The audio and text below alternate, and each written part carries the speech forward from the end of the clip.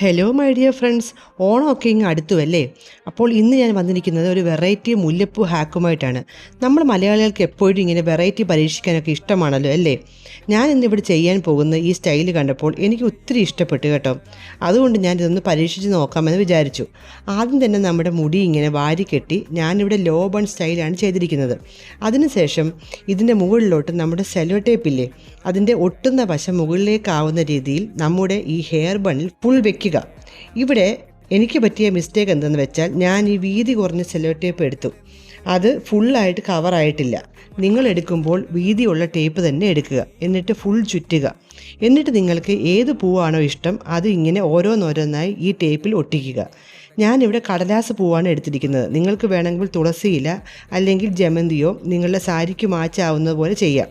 ഇനി മുല്ലപ്പൂ ആണെങ്കിലും അത് കോർത്തിട്ടില്ലെങ്കിലും ഓരോ പൂവെടുത്ത് ഈ ടേപ്പിൻ്റെ മുകളിൽ ഒട്ടിച്ചു കൊടുക്കാം. ഞാനിവിടെ കുറച്ച് കളറാവാൻ മുല്ലപ്പൂ മാല കൊണ്ട് ചുറ്റിക്കെട്ടുന്നുമുണ്ട്. അപ്പോൾ എങ്ങനെയുണ്ട് ഈ പുതിയ ഹാക്ക്? എല്ലാവരും ഈ ഓണത്തിന് ഒന്ന് ട്രൈ ചെയ്യുക കേട്ടോ.